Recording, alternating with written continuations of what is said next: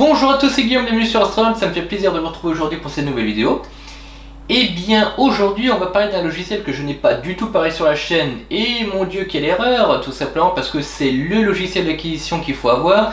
C'est le logiciel gratuit qui vous permet de faire des sessions d'astronomie automatisées et de tranquillement aller vous coucher et vous reposer sur vos deux oreilles. C'est un logiciel qui peut être installé sur Windows et entre autres les mini PC. Et cette vidéo fait suite logique en fait avec ma dernière vidéo qui vous parle du mini PC Melee Quieter 4C.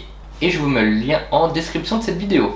Alors je ne vais pas vous faire une présentation complète du logiciel, ça ne sert à rien, vous retrouverez énormément de vidéos sur différentes chaînes, que ce soit en anglais, en français, partout, parce que c'est un logiciel qui est extrêmement réputé et que tout le monde finalement utilise.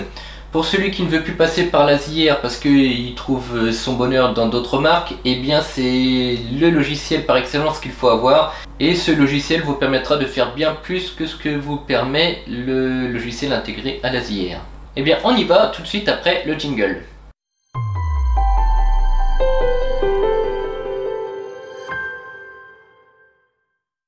Alors nous, ce qui va nous intéresser aujourd'hui dans cette vidéo, c'est la partie séquenceur. Donc je vous laisse aller voir d'autres vidéos sur internet qui vous parlent vraiment du logiciel là proprement dit, mais bon, aujourd'hui ce qui nous intéresse c'est vraiment cette partie là qui nous permet de faire de l'observation automatique. Donc quand vous êtes ici dans séquenceur, vous allez aller dans séquence avancée. Vous pouvez créer des séquences simplifiées, mais nous vraiment ce qui nous intéresse aujourd'hui c'est la partie séquence avancée qui nous permet de faire tout ce que l'on veut. On va cliquer dessus et vous allez vous retrouver ici dans une partie vierge. Alors, comment cela fonctionne? Vous allez pouvoir ici avoir des modèles que vous aurez enregistrés, des presets. C'est-à-dire moi j'ai une séquence de début par exemple que je peux glisser ici. Donc vous pouvez voir toute ma séquence. Bon, c'est pas le but aujourd'hui, on regardera ça un petit peu plus tard. D'ailleurs, je vous mettrai ma séquence à télécharger gratuitement, vous verrez. Il y aura un lien en description de cette vidéo qui vous permettra de télécharger toutes mes séquences. Et à savoir qu'il va falloir quand même modifier certaines choses en fonction de votre matériel. Parce que les séquences que j'ai, comme ici, on va avoir un rotateur, on va avoir plein de choses que vous n'avez peut-être pas, donc qu'il faudra enlever ou modifier. On reviendra sur ma séquence un peu plus tard, mais on va déjà voir le principe général de la séquence avancée. Donc ici, dans modèle, vous pouvez retrouver donc les séquences que vous aurez enregistrées. Bon, les cibles, c'est les cibles que vous aurez fait importer du cadrage. Bon, ça, on en reparlera peut-être un peu plus tard. Et ici, l'ensemble des instructions que vous avez à disposition pour gérer votre observation automatique. Donc, à savoir qu'ici, c'est séparé en trois zones. On va voir la zone de départ. Donc, ça, c'est avant acquisition, la zone d'acquisition et la zone après acquisition. Donc qu'est-ce qu'on fait avant les acquisitions, qu'est-ce qu'on fait pendant les acquisitions et qu'est-ce qu'on fait après les acquisitions. Donc ici vous avez une barre de recherche, par exemple on sait que avant les acquisitions on va pouvoir déparquer le télescope, donc on peut taper déparquer le télescope, on le prend, on le fait glisser dans la zone et il arrive ici. On va peut-être pouvoir refroidir la caméra, voilà, refroidir la caméra, on la prend et on la glisse en dessous. Donc ici, on peut mettre qu'on veut refroidir à moins 25 dans la température extérieure, à moins 25, pardon, en 10 minutes. Voilà. Donc, ainsi de suite, on va pouvoir faire une grande séquence avant la partie acquisition. Donc, avant de lancer les acquisitions, Nina va lancer toutes les séquences du dessus. L'une en même temps que l'autre d'ailleurs. Donc, ici, vous pouvez voir un petit point d'exclamation. Ça veut dire que là, il n'est pas capable de déparquer tout simplement parce que le télescope n'est pas connecté. Alors il faudra penser à tout connecter le matériel. Alors ça, cette façon de faire, c'est bien, mais il y a mieux. Donc on va voir qu'est-ce qui est mieux. Donc ici, dans les instructions, on va aller tout en haut. Et vous avez jeu d'instructions. Donc ici, ce qui nous intéresse, c'est jeu d'instructions séquentielles et jeu d'instructions parallèles. Alors ça veut bien dire ce que ça veut dire, c'est-à-dire là, si on le prend et qu'on le fait glisser, vous avez un autre jeu d'instructions vierge. Donc là on peut voir que c'est des séquences, donc une instruction séquentielle, donc on voit que c'est un carré après l'autre. C'est-à-dire toutes les instructions qu'on va mettre dedans, par exemple on va reprendre notre déparquer le télescope, si on le met dedans, qu'on met ensuite refroidir la caméra, et bien tout ce qui est fait ici sera fait l'un après l'autre, c'est-à-dire qu'il ne refroidira pas la caméra tant que le télescope n'est pas parqué. On va faire les choses l'un après l'autre. Et on ne passera après l'autre vraiment que quand les étapes d'avant seront réalisées et terminées. C'est important de bien comprendre ça. Ensuite, on a l'inverse.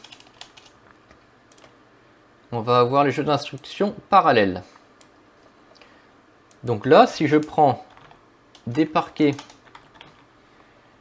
le télescope, et qu'ensuite je mets par exemple refroidir la caméra, et bien là il va faire les deux en même temps, c'est-à-dire qu'il va déparquer et refroidir la caméra en même temps. Voilà, c'est les choses qui se font en parallèle.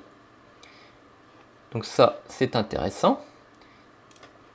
Et dernière chose à comprendre dans le système, c'est qu'on peut mettre par exemple un jeu d'instructions de ce genre, et à l'intérieur un jeu d'instructions en parallèle. On va mettre par exemple refroidir la caméra au-dessus. Voilà. Et on va mettre par exemple déparquer le télescope. Et on va mettre par exemple ouvrir le volet du dôme. Donc ici, qu'est-ce qui va se passer? On va commencer de haut en bas. Donc là, refroidir la caméra, c'est un jeu d'instructions séquentiel. Donc il va d'abord refroidir la caméra et il va attendre que la caméra sera refroidie avant de lancer le reste. Une fois que la caméra sera refroidie, on va passer en dessous au jeu d'instructions parallèle. Et là, du coup, il va déparquer et ouvrir le volet du dôme là en même temps. Une fois que toute cette séquence est faite, il passera donc à la séquence d'imagerie.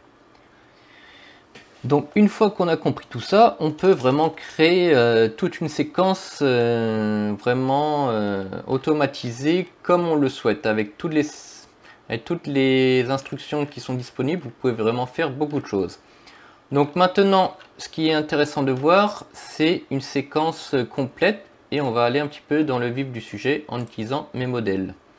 Donc on va prendre la séquence de début. Alors maintenant, on va parler un petit peu de mes séquences à moi que je vais créer. Donc on va rentrer un petit peu plus dans le détail. Vous retrouverez donc ces séquences en téléchargement. Vous aurez le lien en description de cette vidéo. Donc moi, je les ai enregistrés dans les modèles ici. Donc on va avoir la séquence de début qu'on va mettre forcément ici. On va voir la séquence de fin qu'on va mettre à la fin et la séquence de prise de vue ici. Donc on va recommencer hop, tout en haut. Donc ici, qu'est-ce que je lui demande de faire? Donc ici, on va avoir des instructions en parallèle, mais à l'intérieur, on va avoir des instructions séquentielles.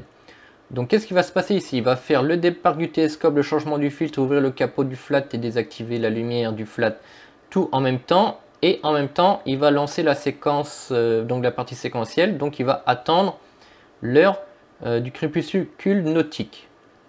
Voilà, je veux pas qu'il lance les acquisitions avant le crépuscule nautique.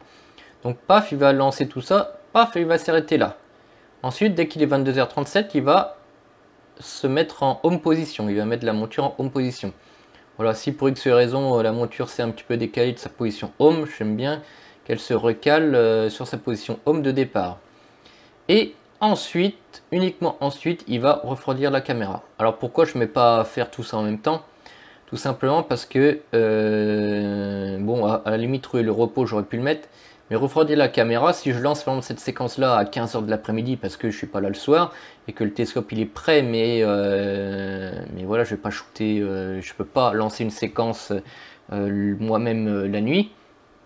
Et bien j'ai préparé tout ça, je lance la séquence, je mets play, ici le gros play, et il va lancer toute la séquence, mais il va aller forcément imager qu'à partir de 22h37. Et surtout, il va refroidir la caméra que à partir de 22h37. C'est-à-dire si vous avez 30 degrés dehors à 15 h et que vous lancez votre séquence, ça serait dommage que la caméra tente de tomber à moins 5 degrés alors qu'il fait 30 dehors, elle n'arrivera jamais. Elle va être à 100% son pelletier tout le temps. Au moins ça évite de refroidir la caméra alors qu'il fait 30 degrés dehors. Donc une fois qu'on est arrivé à 22h37 et qu'on a la caméra de refroidi, paf, on passe à la séquence d'imagerie.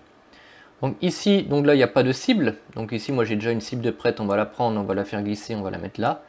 Donc là on va faire un exemple ici avec M13, donc vous pouvez voir qu'il y a les coordonnées à des decks et ici un angle de rotation. Tout ça, ça se gère dans le cadrage ici, mais ça vous allez pouvoir trouver d'autres vidéos sur internet qui parlent de ça. C'est très facile à faire et ça va se mettre dans la liste ici. Donc ensuite, qu'est-ce qui va se passer? Donc on va avoir des systèmes de déclencheurs et de conditions de bouclage. Donc le déclencheur, c'est qu'est-ce qui va se passer? C'est-à-dire à chaque image de fait, il va vérifier toutes ces conditions-là. C'est-à-dire il va faire une image, il va ensuite vérifier qu'il n'est pas trop décalé de plus de 2 arcs minutes de sa position ici, la position de M13.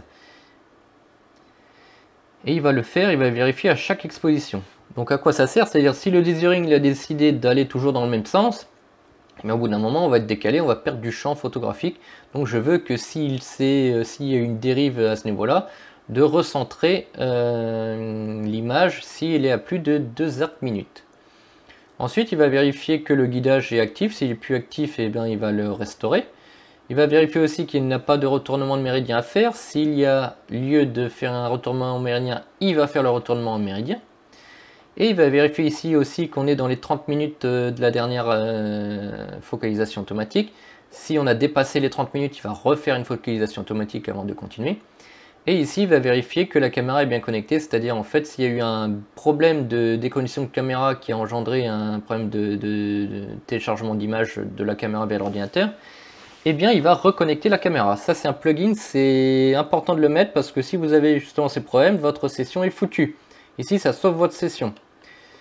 Ensuite ici il va vérifier qu'on est encore dans les conditions de bouclage. Donc on voit conditions de bouclage, moi j'ai mis une condition, boucler jusqu'à la fin de la durée, donc je demande l'aube nautique. Une fois qu'on est à l'aube nautique, c'est-à-dire ici on a l'heure qui est calculée à 5h48, et bien dès qu'on atteint 5h48 du matin, il va arrêter toutes les instructions du dessous et il va passer aux instructions de fin.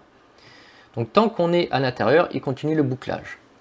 Donc une fois que toutes les instructions sont cohérentes, lui il va refroidir la caméra à moins 15, il va se mettre le filtre de luminance. Ça c'est la base de la chose, hein. Avant de faire ça, et bien sûr il fait les instructions ici. Ça c'est après chaque exposition qui revient, il revérifie tout à chaque fois. Donc on refroidit la caméra à moins 15, donc 0 minutes, sachant qu'on est déjà à moins 5, ça va quoi, c'est-à-dire il va se mettre à moins 15 dès qu'il est à moins 15, voilà, il va pas mettre une pente de température ici. J'ai mis ça parce qu'en cas où il y a besoin de reconnecter la caméra, et bien ça permet de refroidir sans attendre la caméra. Bref, ici ensuite après on change de filtre pour le filtre luminance parce qu'ensuite on va déplacer, centrer et pivoter le télescope. Donc il va faire une astrométrie, c'est toujours mieux de le faire avec un filtre de luminance. Donc là il va déplacer vers l'objet qu'on a demandé, M13, il va centrer, donc il va faire une astrométrie, vérifier qu'il est sur l'objet, et pivoter selon un angle de caméra de 20 degrés ici. S'il n'est pas à 20 degrés, il va tourner la caméra jusqu'à être dans les tolérances qu'on aura programmées dans les options. Ensuite, il va définir le suivi sur sidéral si ce n'est pas déjà fait. Il va aussi donc refaire une astrométrie et synchroniser le télescope avec la position calculée. Il va démarrer le guidage ici sans faire de calibration. C'est-à-dire la calibration, moi je la fais toujours en amont. Elle est déjà faite, donc ici je ne force pas une nouvelle calibration. Et il va attaquer les expositions. Donc une fois qu'il a fait une exposition ici, il va revérifier le bouclage. Donc si là je demande un 10 heures, donc toutes les deux pauses, donc le télescope va se décaler, mais s'il se décale de trop ici, on a le déclencheur. S'il se décale de plus de 2 arcs minutes après la pause, il va recentrer, il va remettre le guidage s'il y a eu un problème de guidage, il va faire le retournement au méridien s'il y a besoin, l'autofocus si besoin, reconnecter si besoin, hop, et il relance une pause, et ainsi de suite, ainsi de suite, ainsi de suite. Donc ici c'est pour ça que je demande 200 pauses de 600 secondes. C'est important de mettre plus de temps de pause, un maximum de temps de pause pour qu'il shoot après 5h48, en sachant que de tous les cas il va arrêter à 5h48. Mais si vous ne mettez pas assez de pause ici, ça se trouve ça va aller que jusqu'à 4h et finalement vous allez finir votre session alors que vous pourriez en shooter encore plus longtemps. Donc 200 pauses de 600 secondes, on considère que c'est des lights. Donc en bin 1 avec le gain, l'offset et le filtre ici que vous avez besoin. Si vous avez besoin de rajouter d'autres filtres, par exemple vous faites Alt, vous faites clic et vous faites glisser et vous faites une copie d'au-dessus. Donc vous pouvez mettre par exemple le filtre R. Donc là par exemple il va faire 200 pauses avant de faire en dessous. Donc là par exemple si vous, mieux vaut mettre 10 pauses et après ces 10 pauses de luminance il va faire 200 pauses de R. Toujours en suivant les déclencheurs et les conditions de bouclage. Bon, moi de toute façon je fais souvent qu'un filtre par nuit. Donc c'est pour ça que c'est comme ça. Ensuite quand il a fini toutes ses pauses il va arrêter le guidage. Ou alors une fois qu'il a fait donc qu'il arrive à son bouclage à 5h48, et bien il passe à la séquence du dessous, arrêt du guidage et il va aller en séquence de fin. Donc la séquence de fin est très simple, donc je suis dans une séquence parallèle, donc il va tout faire les instructions ici en même temps. Donc il va arrêter le suivi, il va parquer le télescope, il va fermer le capot du flat et il va réchauffer la caméra en un délai de 5 minutes. Et ensuite, eh bien, on a terminé notre séance d'astrophotographie de la nuit. Rien ne vous empêche après de laisser comme ça pour le lendemain. Vous aurez juste à réinitialiser. Alors pour réinitialiser l'ensemble de la séquence, il faut cliquer ici. Donc ça réinitialise tout pour le soir, le lendemain soir. Parce qu'en fait, vous allez voir qu'il y a des séquences qui vont être cochées avec une petite coche verte. Et en fait, quand vous relancez, il va les sauter, il ne va pas les prendre en compte. Donc il faut vraiment réinitialiser. D'ailleurs, s'il y a un bug pour X raison dans une séquence ou quoi que vous voulez relancer tout de la séquence, il faut bien penser ici à réinitialiser tout. Voilà, et il repart de 0. Si vous voulez réinitialiser, remettre à 0 n'importe quelle de la séquence, vous pouvez cliquer sur le petit truc ici et réinitialiser la séquence. Voilà, juste l'instruction. Vous pouvez aussi définir, voilà, en cas d'erreur de déparquer le télescope, qu'est-ce qu'il fait? Est-ce qu'il continue, est-ce qu'il abandonne, etc., etc. Vous pouvez définir ici un nombre de tentatives, ou alors ici, vous pouvez le désactiver. C'est-à-dire là, pour la prochaine séquence que je vais lancer, il est désactivé. Il suffit de le réactiver quand vous en aurez besoin. Après, ça c'est ma séquence, mais vous avez, voilà, vous voyez que vous avez tellement de choses que vous pouvez utiliser. Mais ça c'est une séquence, je dirais même pas de base, c'est une séquence quand même qui est relativement propre, qui fonctionne bien et que je vous conseille. Voilà, si vous n'avez pas d'écran à flat, bah, il vous suffit de cliquer sur la poubelle, hop, ça va l'enlever et le faire vraiment en fonction de votre matériel à vous. Voilà, si vous voulez pas centrer avec la dérive parce que pour X raison ou de retournement en méridien parce que votre monture prend pas en charge ou je ne sais quoi, ou si vous n'avez pas d'autofocuseur, et bien vous enlevez toutes les séquences d'autofocus. Voilà, je pense qu'on a fait à peu près le tour de ce qui était important dans les séquences avancées de Nina. Voilà, j'espère que cette vidéo vous aura plu. C'était important que je vous parle du séquenceur avancé de Nina, parce qu'il y en a beaucoup peut-être travaillent sur la séquence normale, on va dire, de Nina, ou ne travaillent pas du tout avec Nina et ne connaissaient pas en fait ces options. Donc ainsi vous pouvez voir que le séquenceur avancé est quelque chose d'extrêmement puissant et intéressant qui permet énormément de choses pour du remote ou pour voilà, si vous avez votre télescope dans le jardin, et bien qui puisse se gérer tout seul et vous que vous puissiez aller dormir tranquillement. Et pour ceux qui ne connaissaient pas Nina, peut-être que ça va vous lancer dans Nina, ou ceux qui vous ou alors si vous utilisiez la séquence classique, et bien peut-être que vous aurez envie maintenant de faire vos propres séquences avancées avec ce logiciel. Voilà, sur ce, n'oubliez pas, en description, vous allez avoir en téléchargement mon séquenceur. Et n'oubliez pas non plus l'abonnement, la cloche, le pouce bleu. Et je vous souhaite à toutes et tous un bon ciel et à bientôt sur Astronaute.